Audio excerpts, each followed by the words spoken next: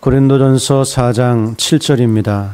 고린도전서 4장 7절 말씀, 우리 한 목소리로 읽도록 하겠습니다. 고린도전서 4장 7절 말씀입니다.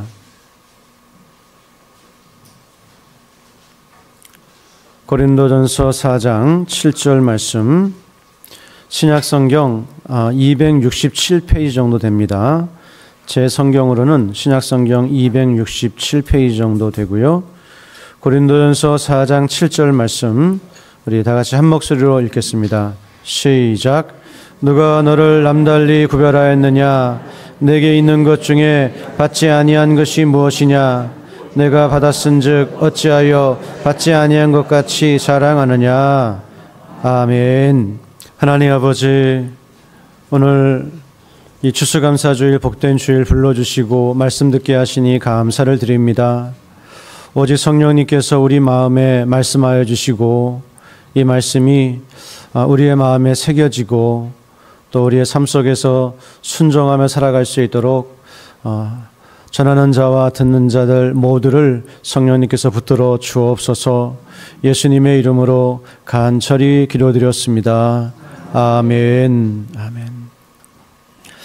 네, 할렐루야. 우리 한 주 동안도 다들 편안하셨죠? 네, 오늘 이렇게 추수감사 주일 예배를 드릴 수 있게 해주셔서 우리 하나님께 감사와 영광을 올려드립니다.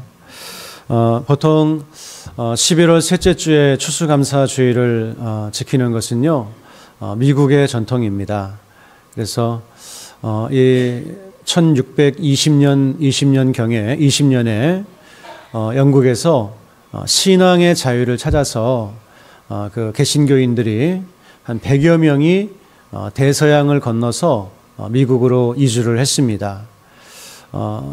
이주하면서 대서양에서 한 24명 정도가 이렇게 죽고 또 첫 해를 보내면서 또 그만큼의 숫자가 죽고 그 다음 해에 첫 번째 수술을 거두었을 때에는 한 60년 정도 그 정도의 숫자가 남아 있었다 그럽니다. 그러니까 이분들이 다른 것 다 포기하고 신앙의 자유를 누리기 위해서 미국까지 건너와서 많은 형제와 또 동료들을 잃어버리고 그렇게 첫 번째 추수에 대한 감사의 예배를 드릴 때 그 마음이 어떻겠습니까? 말할 수 없이 감격스러운 것이고 눈물의 그런 예배였죠. 그래서 그들이 세상에 다른 것 다 포기하고 우리는 하나님을 믿는 믿음으로 살겠습니다. 그 믿음으로 건너왔고 그렇게 첫 번째 추수감사 예배를 드렸던 것을 우리가 이어서, 왜냐하면 우리 한국에 복음을 전한 분들도 그분들의 이제 후손들이거든요. 그래서 우리도 그런 전통을 받아서 11월 셋째 주를 추수감사주일로 이렇게 지킵니다. 그래서 물론 우리는 10월 달에 추수감사 예배를 드릴 때도 있습니다. 그때는 초점이 1년 동안 우리에게 주신 모든 축복에 좀 강조점이 있는 것이고, 특별히 11월 셋째 주를 추수감사주일로 지킬 때에는 그런 신앙의 전통을 생각하면서 우리가 다시 한 번 더 믿음으로 살 것을 결심하면서 그렇게 예배를 드리는 것이죠. 그래서 여러분, 이처럼 그래서 우리나라에는 1904년부터 장로교에서 이 11월 셋째 주를 추수감사주일로 지키기로 결정을 해서 지금까지 많은 교회들이 지켜오고 있습니다. 이처럼 우리가 하나님께 감사한다라고 하는 것, 이것은 굉장히 귀한 일이고 특별히 1년에 한 번만 하는 일이 아니라 날마다 우리의 삶 속에서 감사하면서 살아야 되는 그와 같은 일인 줄로 믿습니다. 우리는 오늘 본문 말씀을 통해서 우리가 무엇을 감사해야 되는가, 또 어떻게 감사해야 되는가 하는 것을 함께 생각해 보기를 원하는데요. 오늘 우리 짧은 말씀을 읽었습니다. 그래서 사도 바울이 고린도 교회 성도들을 향하여 질문을 이렇게 던지고 있는데요. 이 질문의 배경에는 고린도 교회의 상황이 있습니다. 고린도 교회가 그 어려운 가운데서도 예수님을 잘 믿는 교회였고, 특별히 성령의 은사가 그냥 불릴듯이 일어나서 뭐 방언이라든지 여러 가지 그런 은사들이 이제 부어지고 있는 그런 교회였습니다. 하지만 이런 은혜 가운데서도 어떤 문제가 있었는가 하면은 서로 분열하고 다툼하는 아주 그 교회로서는 치명적인 그런 문제들이 있었습니다. 그래서 나는 베드로가 최고야. 나는 아볼로가 최고야. 나는 게바가 베드로죠. 바울이 최고야.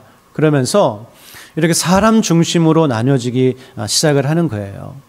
나는 이 사람에게 세례를 받았다. 나는 이 사람이 제일 좋아. 그리고 또 어떤 두 번째 문제는 성령의 은사에 대한 문제였습니다. 여러 가지 그런 은사가 이 초대교회에 하나님께서 부어주셨는데요. 그런 은사를 보면서 내가 받은 은사가 더 귀한 은사고, 이렇게 은사를 계급으로 나눠서 내가 더 좋은 은사를 받았다, 이렇게 이야기하는 거예요. 그래서 그런 교회를 향하여 사도 바울은 간곡하게 여러 가지 말씀으로 권면을 하고 있는데요. 오늘 특별히 7절 말씀 첫 번째 질문이 누가 너를 남달리 구별하였느냐? 네, 이런 이제 질문이죠. 누가 너를 남달리 구별하였느냐? 다시 말해서 당신만 특별합니까? 당신이 더 뛰어난 사람입니까? 당신이 그렇게 잘난 사람입니까? 이런 이야기를 하고 있는 것입니다. 그래서 이 고린도 교회 가운데는 나만, 또 우리만 뛰어나다, 잘났다, 그런 일이 있어서는 안 되죠.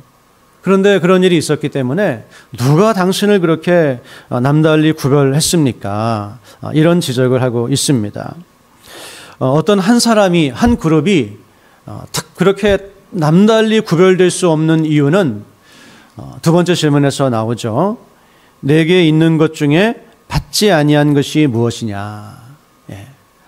이 질문에 대한 대답이 있기 때문입니다. 여러분들이 우리 가운데 어느 누구도 그렇게 다른 사람보다 높은 사람이 있을 수 없는 것은 우리 모두가 가지고 있는 모든 것은 내가 잘나서 받은 것도 아니고 내가 성취해낸 것도 아니고 오직 하나님의 은혜로 하나님께서 우리에게 주신 것이기 때문이다. 이와 같은 말씀입니다. 여러분들이 예수님을 믿은 것도 받은 것이고 성령의 은사를 경험하는 것도 하나님이 주시는 것을 받은 것이고 또 그리스도의 지체가 된 것도 하나님께서 은혜로 주신 것이고 여러분이 매일매일 우리가 살아가고 있는 모든 삶이 다 하나님께서 은혜로 주신 것인데 누가 나만 특별하다 그렇게 말할 수 있는 사람이 있겠는가? 이제 그와 같은 말씀이죠. 그래서 내게 있는 것 중에 받지 아니한 것이 무엇이냐? 짧은 하나의 문장이지만 신앙의 아주 정수, 핵심을 우리에게 질문하고 있습니다. 그래서 우리 초대교회의 모든 그런 신앙을 잘 정리해 놓았던 위대한 교부였던 어거스틴은 오늘 이 본문을 가지고 복음의 한 줄 요약이다. 이런 이제 그 표현을 하기도 했습니다. 모든 복음을 한 줄로 표현하면 이 말씀이 될 수 있다. 이 말씀에는 복음의 핵심이 정수가 담겨 있다. 그런 표현이죠. 여러분 스스로에게 이 복음의 핵심적인 질문을 한번 오늘 이 시간 던져보시기를 바랍니다. 내게 있는 것 중에 받지 아니한 것이 무엇이냐? 여러분이 지금 하나님의 자녀로서 누리고 살아가는 그런 구원과 하나님의 자녀로서 누리고 살아가는 모든 것 중에 받지 아니한 것, 하나님의 은혜가 아닌 것 무엇이 있습니까? 네, 오늘 이 질문에는 아무것도 없습니다. 모든 것이 하나님의 은혜입니다. 이런 대답을 기대하고 이런 질문을 던지고 있는 것이죠. 그렇습니다, 여러분. 우리도 마찬가지인 줄로 믿습니다. 우리가 지금 하나님의 자녀로서 누리고 살아가는 모든 것이 다 하나님께서 은혜로 주신 것이라는 거예요. 내가 구원받은 거, 죄 용서함 받은 거, 하나님의 자녀가 된 거, 오늘 성령께서 내 안에서 우리의 구원을 이루어가고 계시는 것, 또 하루하루 이 땅을 살아가면서 누리는 먹고 마시고 또 즐거워하고 행복해하고 그런 모든 것이 하나도 받지 아니한 것이 없다. 다 하나님께서 주신 것이다. 여러분 다 동의하십니까? 믿으십니까? 네, 이런 마음을 가지고 살아가시기를 주님의 이름으로 간절히 축원합니다. 그렇게 할 때 우리의 마음속에는 뭐가 사라지죠? 네, 자랑이 사라지게 됩니다. 이어지는 말씀에서도 내게 있는 것 중에 받지 아니한 것이 무엇이냐? 내가 받았은즉 어찌하여 받지 아니한 것 같이 자랑하느냐? 다 주신 것을 받고 살아가는데 어떻게 자랑이 있을 수가 있겠느냐? 네, 이 고백을 하면 자랑은 다 사라지게 되는 것이죠. 자랑은 사라지고 우리에게 남는 것은 무엇입니까? 감사밖에는 남는 것이 없습니다. 모든 것이 하나님의 은혜였군요. 모든 것이 하나님의 사랑이었군요. 감사합니다. 이런 고백으로 살아가는 것이 하나님의 백성들의 모습이다라는 것입니다. 그러나 우리는 많은 경우에 착각을 하죠. 그래, 구원은 하나님의 은혜로 받았지만 이 땅에서 내가 이렇게 땀 흘리고 수고하고 애쓰면서 살아가는데 이 땅의 것은 내 힘으로 얻는 것이 아닌가, 이런 생각을 하기도 합니다. 하지만 하나님께서 미리 아시고 말씀하셨죠. 우리 주보에도 보시면 말씀을 좀 적어놨는데요. 이제 가나안 땅에 들어가면 많은 복을 누리게 될 것입니다. 그런데 그 복은 광야처럼 하늘에서 저절로 떨어지는 것이 아니라 열심히 농사도 짓고 목축도 하고 그래서 주시는 복이에요. 그런 삶을 살다 보면 우리의 사람들의 마음속에 착각이 들 수가 있습니다. 스스로 속는 마음이 들 수도 있습니다. 이거는 내가 수고해서 얻은 것이구나. 내가 땀 흘려서 얻은 것이구나. 그러면서 점점 더 하나님을 잊어갑니다. 그리고 내가 살아가는 것이구나. 자기 자랑이 남을 수 있다라고 하는 거예요. 그것을 아시기 때문에 하나님께서는 이렇게 말씀하십니다. 우리 12절에서 13절 말씀. 내가 먹어서 배부르고 아름다운 집을 짓고 거주하게 되며 또 내 소와 양이 번성하며 내 은금이 증식되며 내 소유가 다 풍부하게 될 때에 내 마음이 교만하여 내 하나님 여호와를 잊어버릴까 염려하노라. 여호와는 너를 애굽 땅 정되었던 집에서 이끌어 내시고. 17절 말씀. 그러나 내가 마음에 이르기를 내 능력과 내 손의 힘으로 내가 이 재물을 얻었다 말할 것이라. 네, 내 능력, 내 손, 그리고 내가 이 재물을 얻었다. 이렇게 착각한다는 거예요. 그러나 그것이 아니죠. 내 하나님 여호와를 기억하라. 그가 내게 재물 얻을 능력을 주셨음이라. 이같이 하시면 내 조상들에게 맹세하신 언약을 오늘과 같이 이루려 하심이니라. 네. 종살이하던 여러분들을 애굽에서 건져내셔서 이곳에 오게 하신 분이 누구십니까? 그리고 여러분들이 그렇게 수고해서 일할 수 있도록 능력을 주신 분이 누구십니까? 다 하나님께서 하신 것이라는 거예요. 그리고 그것은 하나님께서 여러분의 조상 아브라함에게 주신 그 언약을 이루기 위해서 하나님께서 다 인도하신 것이고 또 은혜를 주신 것이고 붙들어 주신 것이고 도와주신 것이다. 이것을 잊어서는 안 됩니다. 이렇게 말씀하고 있습니다. 그렇습니다, 여러분. 우리 얼마나 수고를 많이 하시면서 이 세상을 살아가십니까? 하지만 그것조차도 하나님의 은혜라고 하는 것을 절대로 잊어버리지 않는 우리 낙원의 성도님들 되시기를 주님의 이름으로 간절히 부탁을 드립니다. 또 가만히 생각해 보면 우리 주변에 예수님을 믿지 않는 분들도 어떻게 보면 나만큼은 사는 것 같아요. 생각해 보면 예수님 안 믿는 사람도 나만큼은 살아가는데 내가 굳이 하나님께 그렇게 감사할 필요가 있을까? 이런 생각이 들 수도 있습니다. 그러나 여러분, 물론 우리가 누리는 구원은 전적인 하나님의 은혜죠.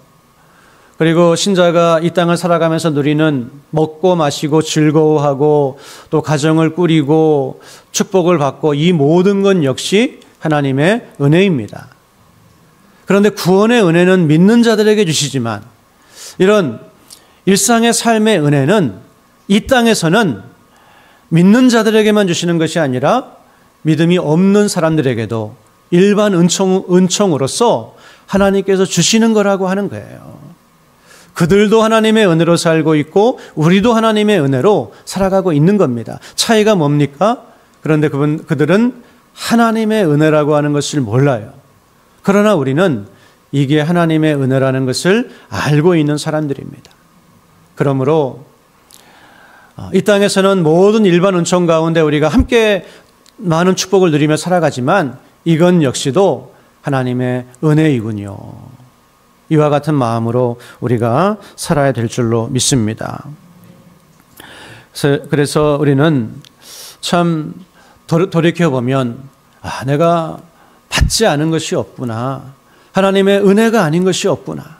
이 놀라운 구원의 은혜는 말할 것도 없고 매일매일 살아가는 이 일상의 삶도 하나님의 놀라운 은혜구나.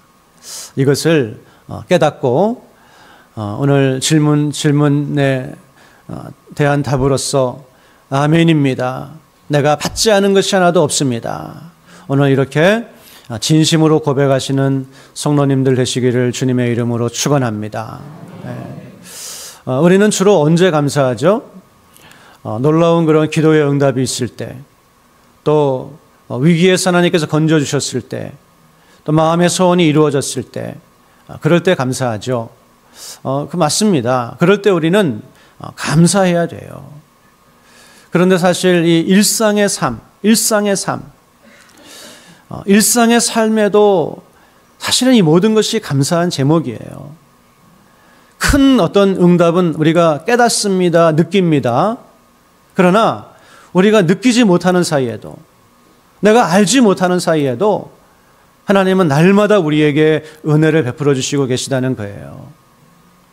그래서 우리 부모님들이 자녀들을 날마다 사랑을 주지만 자녀들은 그거 다 느낍니까?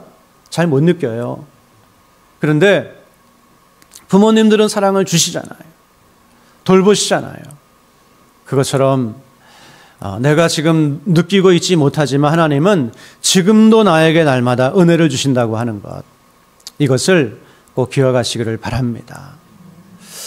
이게 적절한 예가 될지 모르겠지만 그런 생각이 들었습니다. 우리 교회에서도 암으로 이렇게 투병하시고 있는 분들이 계신데 하나님께서 큰 은혜를 주실 줄로 믿습니다. 그런데 사실 우리는 매일매일 살아가면서 우리 몸에는 수백만 개의 세포가 분열을 하거든요. 근데 그 중에서 매일매일 꼭 1000개에서 10,000개 사이에 그런 세포들이 암세포가 된다는 거예요. 암세포가. 근데 우리가 다 암에 걸리지 않는 것은 그 암세포를 면역세포가 잡아먹기도 하고 이런 여러 가지 우리 몸의 방어 그런 기제 때문에 사라진다는 거예요. 근데 그 사라지는 것이 뭡니까? 하나님께서 도와주시는 거죠. 저는 물론 이 큰 질병에서 우리를 고쳐주시는 것도 감사하지만 오늘 하루도 하나님의 은혜로 살아가고 있는 것이구나. 그런 고백을 하게 되었어요. 그것뿐이겠습니까? 느끼지 못하고 알지 못하는 그런 사이에도 하나님은 날마다 여러분에게 놀라운 은혜를 베풀어주고 계시는 거예요. 우리가 그것을 깨닫는 것이 얼마나 중요한지 모릅니다. 10명의 나병 환자를 고쳐주셨는데 한 명만 돌아와서 감사했던 것처럼 감사를 잃어버리고 살 때가 참 많이 있는 것이 연약한 우리의 모습입니다. 그러나 깨닫고 나서 보게 되면 모든 것이 감사구나. 모든 것이 하나님의 은혜구나. 내가 받지 않은 것이 하나도 없는 것이구나. 이것을 우리가 하나님 앞에 고백하지 않을 수가 없는 것이죠. 모쪼록 여러분 하나님 앞에 이 고백을 하시며 살아가시기를 주님의 이름으로 간절히 축원합니다. 그래서 자랑은 사라지고 감사만이 충만한 그런 심령이 되셔야 됩니다. 신자의 마음속에 감사가 있으면, 자랑만 많이 있으면요, 온전한 신앙생활 할 수가 없습니다. 하나님 보실 때에도, 사람 볼 때에도 온전하게 되지가 못합니다. 그러나 우리가 자랑하지 않고 감사하게 될 때 우리의 믿음도 하나님께서 기뻐하시는 그런 믿음이 되고요, 다른 사람들에게도 많은 은혜를 끼치며 살아갈 수 있는, 또 우리 스스로 정말 행복해질 수 있는 그런 인생을 살게 될 줄로 믿습니다. 참 사람은 감사가 어려운 것 같아요. 내가 감사를 잘 할 수 있는 것 같지만, 그러나 저도 돌아보면 너무나 부모님의 은혜라든지 또 우리 성도님에게 받은 사랑이라든지 무엇보다 하나님에게 받은 그런 은혜에 대해서 내가 얼마나 둔감한 사람인가, 그리고 표현하지 못하는 사람인가, 그것을 참 많이 느끼게 됩니다. 우리 성도님들도 마찬가지입니다. 여러분들도 다 지금 감사하지 못하며 살아가고 있어요. 깨닫고 나면 우리가 정말 감사를 잃어버린 것이 너무나 많이 있어요. 그 감사가 회복되는 오늘 이 시간이 되시기를 주님의 이름으로 간절히 축원합니다. 감사의 영성으로 살아갈 때 하나님이 우리를 참 감사하도록 지으신 것 같아요. 제가 한번 자료를 찾아보니까 마음에서 우러나오는 그런 감사하는 마음을 가지고 감사하는 말을 하며 살아가면 우리 몸이 굉장히 건강해진다는 거예요. 그래서 도파민, 옥시토신, 저는 잘 모르지만 도파민은 우리를 어떤 행복감을 느끼게 해주는 그런 호르몬이랍니다. 옥시토신은 사람과의 그런 관계를 친밀하게 만들어주는 그런 호르몬이라 그래요. 감사하는 마음을 가지면 이 도파민, 옥시토신이 우리 몸에서 막 샘솟는다는 거예요. 그래서 행복해지고 인간관계도 잘 할 수 있게 되고, 반대로 코르티솔이라고 하는 호르몬이 굉장히 현저하게 줄어든답니다. 코르티솔은 스트레스를 유발하는 그런 호르몬이라 그래요. 그래서 스트레스가 만병의 근원인데 감사하면 이런 것이 줄어든다는 거예요. 그래서 이렇게 좋은 호르몬이 나오고 안 좋은 호르몬은 줄어들고, 그래서 우리의 면역력이 아주 좋아지고, 그리고 혈압도 낮아진대요. 또 잠 잘 못 주무시는 분들이 계십니까? 실제로 그래서 잠을 잘 못 주무시는 분들에게 감사 일기를 처방한다 그러죠. 자기 전에 감사했던 일들을 한번 적어 보십시오. 실제로 감사 일기를 처방을 하니까 밤에 수면을 잘하게 되더라는 거예요. 마음이, 심신이 좀 안정되고 편안해지고, 그러면서 잠도 잘 자게 된다는 거예요. 이런 것들이 과학적으로 밝혀져 있는 상태인데, 이거는 밝혀진 것이고, 이 외에도 아마 더 좋은 효과들이 많이 있을 거예요. 이런 일들이 좋아진다면 다른 좋은 일들 더 많이 있지 않겠습니까? 그래서 하나님이 우리를 참 감사하도록 지으셨구나, 감사할 때 우리가 행복해지는구나 하는 것을 깨닫게 되는 것이죠. 우리 옆에 있는 분들하고 한번 축복하시면서 인사하시겠습니다. 감사는 최고의 보약입니다. 네, 감사하며 살도록 우리를 그렇게 만들어 놓으셨다는 거예요. 육신적인 건강뿐만이 아닙니다. 영적으로도 영혼이 소생되는 역사가 일어나게 되는 거예요. 여러분, 우리가 예배할 때 하나님께서 어떻게 예배하라고 하십니까? 시편 50편 23절 말씀 주보에 나와 있습니다. 시편 50편 23절 말씀 보면 감사로 제사를 드리는 자가 나를 영화롭게 하나니. 어떻게 우리가 예배할 때 하나님께서 영광을 받으신다고요? 감사로 제사를 드릴 때에. 지금 우리가 감사함으로 예배할 때 그 예배가 하나님이 받으시는 예배가 되는 거예요. 또 기도할 때도 마찬가지입니다. 느헤미야 11장 17절 말씀에 또 아삽의 증손 삽디의 손자 미가의 아들 matthaniah이니 그는 기도할 때에 감사하는 말씀을 인도하는 자가 되었고, 기도할 때 감사하는 말씀이 항상 있었던 걸 보게 돼요. 역대상 23장 30절 말씀에 아침과 저녁마다 서서 여호와께 감사하고 찬송하며, 감사와 찬송이 연결되어 있습니다. 이처럼 감사와 제사가, 감사와 기도가, 감사와 찬송이 성경을 찾아보게 되면 연결되어 있는 말씀들이 참 많이 나오는 걸 보게 돼요. 무엇을 알 수 있습니까?